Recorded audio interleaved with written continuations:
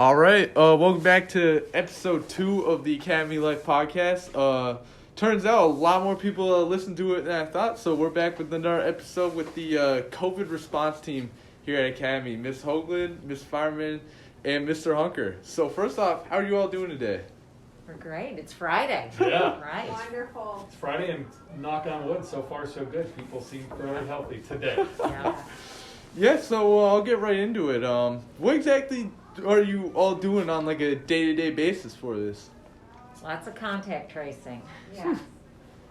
Basically, our day is filled with calling parents, contact tracing, like Mrs. Hoagland said, following up on if someone tests positive, we go through their day for the past 48 hours to see who they've been in close contact with, which is within 6 feet or within 15 inches of somebody, or 15 minutes and 6 feet, sorry, I'm not making any sense.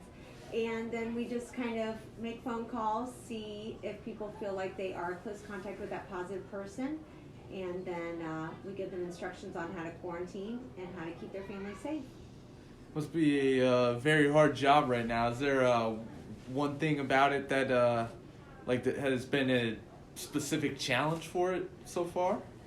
Yeah, I would say that one of the biggest challenges is that we want to make sure that all the kids here at the school, right, from the 3-year-olds to the seniors, get as much of a normal, school experience as possible. And as we're trying to do that, but also keep kids safe, it gets pretty difficult when you have situations involving athletic teams, where you can't help but be near each other without masks and potentially, spreading the virus. And most of our kids obviously don't know that if they've got it, that they're doing that. But that makes for some challenges, the communication to the community, making sure that we're being transparent and people know what we're doing for mitigation factors. That can be a little bit of a challenge. And then, as the nurses said, doing the contact tracing to make sure that, any other students that might have come in contact with somebody who would have tested positive, or some of our faculty are being told and are being given the instructions as to what they need to do next.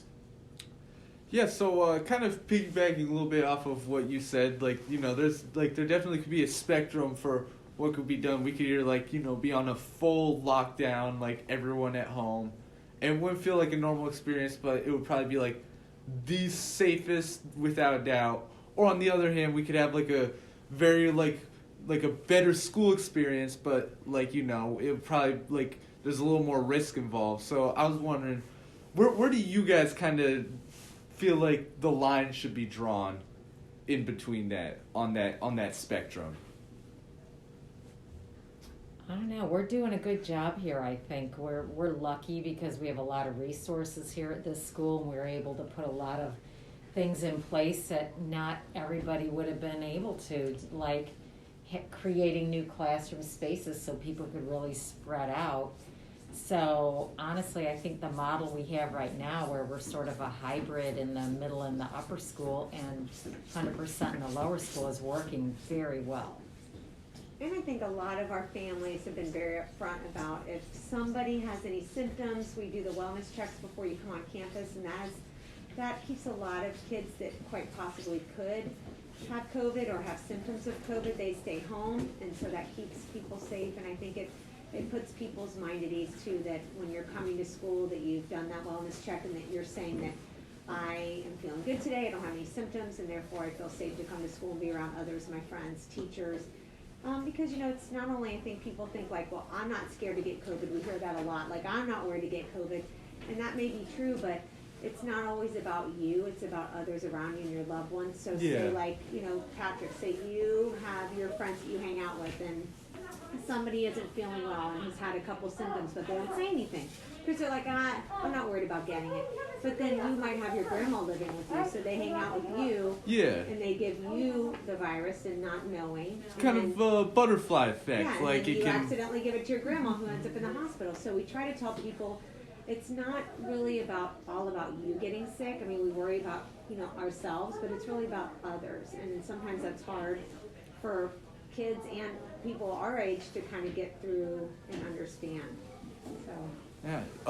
This question is more for you two, but how would you say like your jobs as like nurses has changed throughout this? Like, would you say like that side of the job is a little different with everything going on? This whole year's been different. We're used to seeing lots of traffic in our office with lots of first aid, and that has really dropped off because teachers are keeping kids in the classroom much more, and we have half the kids on campus at Yeah. one time. Yeah, But our job's really been more, honestly, off hours contact tracing. yeah. And I will say, like, as far as illnesses go, we are seeing a lot less kids with illnesses around the board, like less flu, less strep throat, Makes less sense. colds.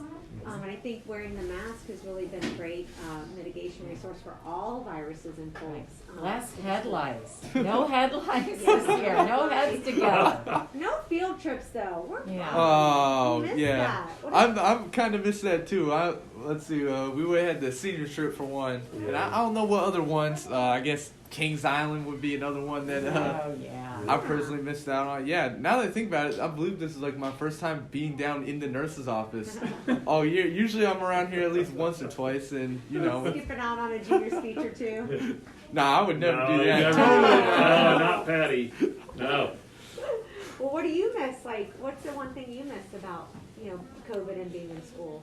To be honest, one of the things I personally miss the most is just like just being able to go to like all of like the athletic events, being able to like not only for people to come to like my hockey games, but to also be able to like go to my friends' football games or basketball games, especially with it being senior year.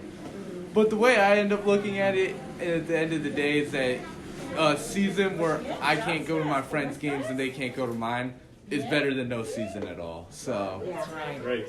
yeah. So do you guys, as an athlete, a student athlete, you feel very fortunate that you have sports this year? Exactly, yeah. It's like it was looking like it wouldn't happen for a little bit, so it's good to have that in the first place, you know?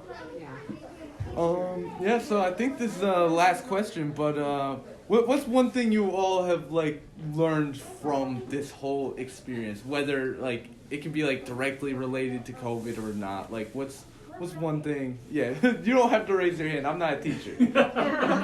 Well, I've learned that, first of all, that our nurses are just amazing.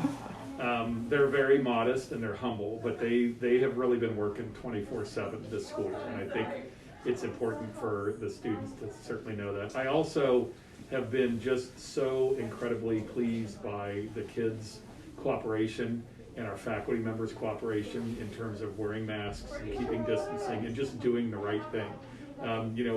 If and when we've had any issues of COVID, they haven't been through issues in the classroom and during the normal course of the school day, which is a tremendous credit to everybody here on campus. That's that a we can do mission that. accomplished Yep. right there. Yep.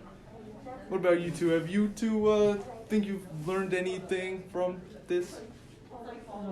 Yeah, I mean, I it's kind of a little bit of what Eric just said is, I've seen how flexible and, everyone's been so flexible and they just have taken this opportunity to make it a great year anyway, in every area of the school, not just here, but every single area, everyone has been challenged and they've met that challenge.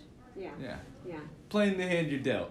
Yeah, that's Yep. right. And trying to have a good attitude while doing it. We know it's been a lot of work and the teachers are working more and obviously Mr. Hunker is doing his full-time Yes. job, plus he's a direct liaison to our nurse's office and the COVID team, and he is our spokesperson, so I know he says we're working that hard, but he's working just as hard and still maintaining the job that he does That's over right. in development, so we are appreciative to that. Mhm. And we just miss being how it was a little bit. I just miss the kids running around and being crazy, and I know that'll happen, but I feel sad for you guys. It's been a hard year, but you Yep. guys have done a great job, and you're very resilient. Yeah. All right. Well, that looks like it's gonna wrap it up. Thank you so much for sitting down with me. You're You welcome. bet. Thank you. Absolutely. Thank All you. right. Patrick. Yeah. Hey, thank you for listening.